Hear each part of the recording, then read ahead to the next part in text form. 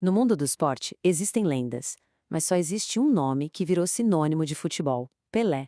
Mas por quê, né? Por que é que ele, no meio de tantos craques, é chamado de rei? Bom, é isso que a gente vai descobrir hoje. Para a gente começar a entender a dimensão do Pelé, vamos focar em um único número: 3.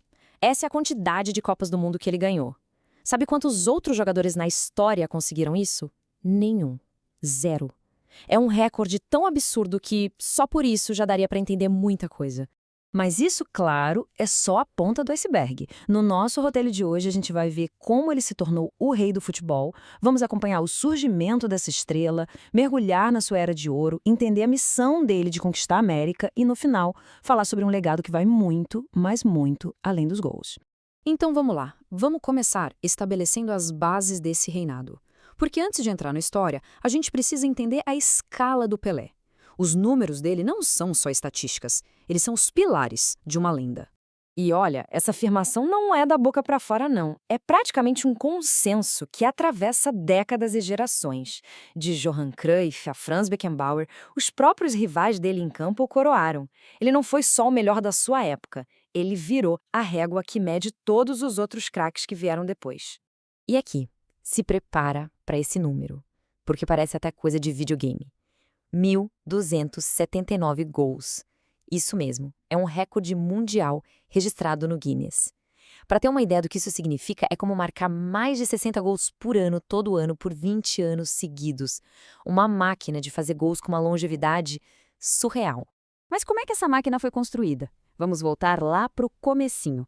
A história de como o Pelé surgiu no futebol não é só rápida, é quase inacreditável. É a história de um menino que virou rei num piscar de olhos. Olha só para essa linha do tempo, há uma explosão. Com 15 anos, ele estreia como profissional no Santos. Um ano depois, com 16, já está vestindo a camisa da seleção brasileira. E aí, com apenas 17 anos, no maior palco do esporte, ele conquista a Copa do Mundo. Em 3 anos, ele foi de uma jovem promessa a uma lenda global. E aquela vitória na Suécia, em 1958, foi um marco histórico. Ele não só ganhou, ele fez 2 gols na final. Se tornou o campeão mundial mais jovem de todos os tempos, um recorde que, até hoje, ninguém quebrou. Ali, o mundo estava sendo apresentado ao seu futuro rei. Com o mundo aos seus pés, Pelé não tirou o pé do acelerador. Pelo contrário, ele deu início a uma era de domínio tão absurda que redefiniu o futebol.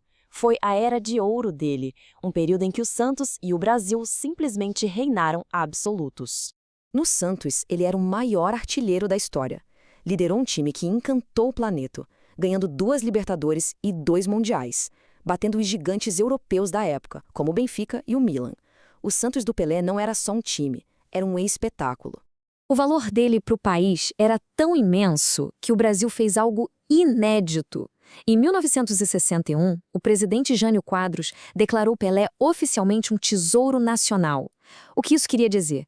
Que ele não podia ser vendido para nenhum time da Europa. Pelé não pertencia a um clube, ele era patrimônio de uma nação inteira. E o auge do seu reinado com o Amarelinha veio em 1970. Depois da decepção na Copa de 66, ele voltou para comandar uma verdadeira orquestra de talentos. Jairzinho, Tostão, Rivelino, muitos dizem que foi a melhor seleção já montada na história. E o Pelé? Ele era um maestro conduzindo o Brasil a uma conquista impecável do Tri. Depois de conquistar literalmente tudo que era possível no futebol, ele se aposentou. Mas o destino, sabe, ainda guardava uma última missão para ele. Um continente inteiro para conquistar, não com títulos, mas com a pura magia do futebol. Pois é, ele desfez a aposentadoria para jogar nos Estados Unidos no New York Cosmos, uma jogada pioneira que ninguém esperava. Pelé se tornou o grande embaixador do soccer para uma nação que mal conhecia o esporte. E o impacto dele lá foi sísmico. De repente, celebridades, multidões recordes, todo mundo queria ver o rei jogar.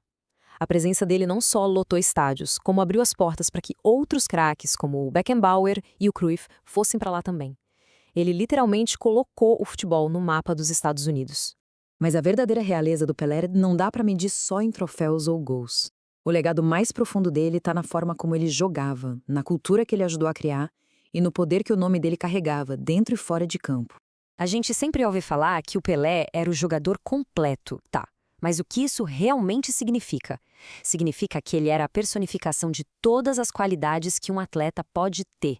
Ele era basicamente um time inteiro dentro de uma pessoa só. Pensa comigo, ele chutava com a mesma precisão e força com a perna direita e com a esquerda. Pulava mais alto que zagueiros gigantes para cabecear. Tinha uma visão de jogo de outro mundo e um drible que deixava qualquer um no chão. Ele simplesmente não tinha ponto fraco. E foi ele que deu um nome para a arte que praticava. Foi o Pelé que imortalizou a expressão "o jogo bonito". Para ele, não bastava só ganhar. Tinha que ganhar com estilo, com arte, com alegria. Uma filosofia que virou a identidade do futebol brasileiro. E se existe uma história que resume o poder do Pelé, é essa. Em 1969, no meio de uma guerra civil brutal na Nigéria, os dois lados do conflito declararam uma trégua, um cessar-fogo de 48 horas. O motivo? Para que todos, juntos, pudessem assistir ao Pelé jogar. Ele não só jogava futebol. Por um momento, ele parou uma guerra. E mesmo depois de pendurar as chuteiras, o rei nunca deixou o trono.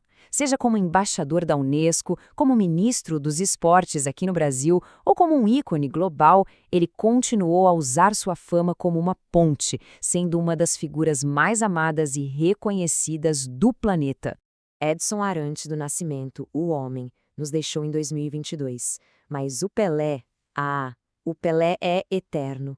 O adeus que o mundo deu a ele, unindo fãs, líderes mundiais, nações inteiras, foi a prova final de que o legado dele transcendeu o esporte para sempre. E aí, a gente volta para aquela pergunta do começo. Com 3 Copas do Mundo, mais de 1000 gols, um legado que parou uma guerra, a pergunta ainda fica no ar.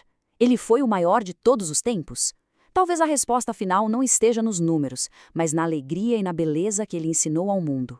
O jogo bonito. O jogo do rei.